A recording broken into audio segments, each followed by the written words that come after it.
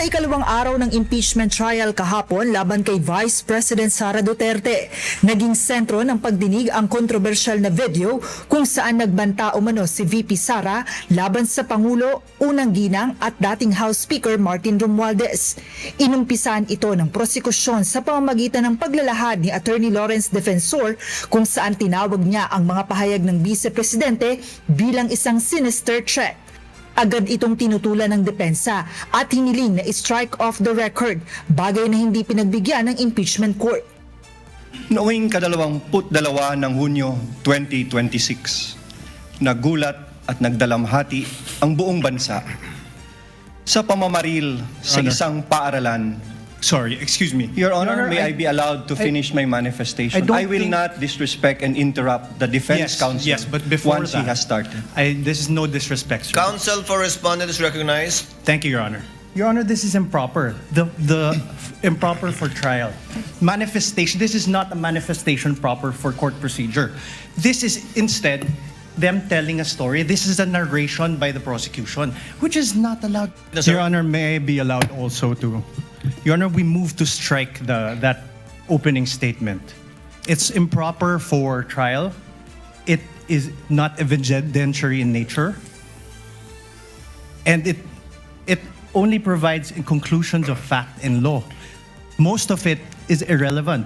And fact of the matter is, the prosecution should present evidence and not manifest in this improper manner. Motion is denied. Let it remain in the records and as instructed by the chair. Nagpatuloy ang pagdinig at iprinisinta ng prosekusyon ang una nitong testigo na si NBI Agent John Mark Calilong na nag-imbestiga sa nasabing video. Habang inilalahad ng prosekusyon ng offer of testimony ng testigo, muling nag-object ang depensa at tinanong kung ito ba ay offer o talumpati lamang. Si Agent Calilong ay bahagi ng NBI Cybercrime Division Team na inatasang mag-imbestiga sa mga pahayag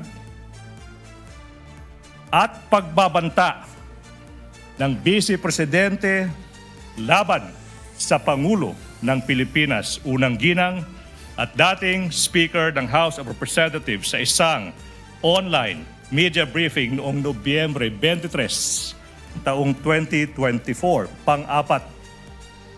Partikular na sinabi sa publiko ng Vice Presidente na may kinontrata na siyang tao na papatay sa Pangulo, unang ginang at former Speaker ng House of Representatives. At ito ay nakatatak na sa kasaysayan ng ating bansa bilang unang pagkakataon na ang isang Vice Presidente ay nakipagkontrata sa isang mamamatay tao upang patayin no less than the President of the Republic of the Philippines. Panglima, Your Honor, may I object. Is this a speech or an offer? there is Objection. no proper ground. This is offer of testimony. Please hold your horses.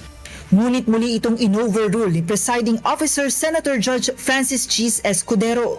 Hiniling din ng depensa na alisin si Calilong bilang testigo dahil hindi umano ito nakalakip sa mga orihinal na reklamo at articles of impeachment, pero hindi rin ito kinatigan ng impeachment court. May we move for the exclusion of Agent Calilong for being not previously attached to the Cebalya and Cabrera complaints, as well as exclusion on the ground that he was not included in the articles of impeachment transmitted to the Senate Impeachment Court. The chair will make its ruling.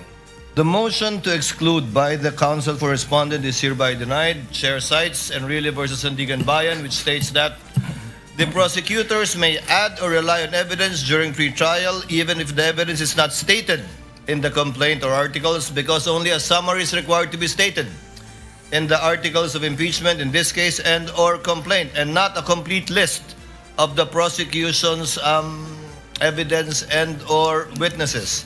The court in general will not shackle the prosecution by limiting it to the evidence mentioned in the information and or the articles, especially when it is mentioned in the pre-trial brief, not only order but brief, of the counsel for prosecutors. But in relation to this witness, even if you will do cross, you can register your continuing objection, counsel for respondent.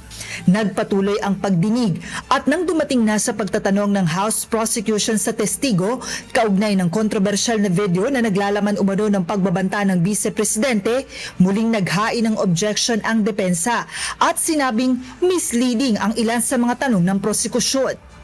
Now, in what particular portion of the subject video did the respondent utter that she already contracted a person to kill the President, the First Lady, and the former Speaker of the House of Representatives? Are you done? Objection? Objection, Your Honor. Wow. Kindly state the objection, counsel for respondent. Your Honor, the question is misleading. There was no mention anywhere before that the video mentioned that the killing of the President. To kill. Hiniling ng prosekusyon na i-play ang 2 minutong bahagi ng video bilang ebidensya, habang iginiit naman ng depensa na dapat ipakita ng buo ang 2 oras na recording upang maipakita ang kabuuang konteksto nito, bagay na hindi pinagbigyan ng Senate Impeachment Court. Joanano, humahataw sa balita ngayon.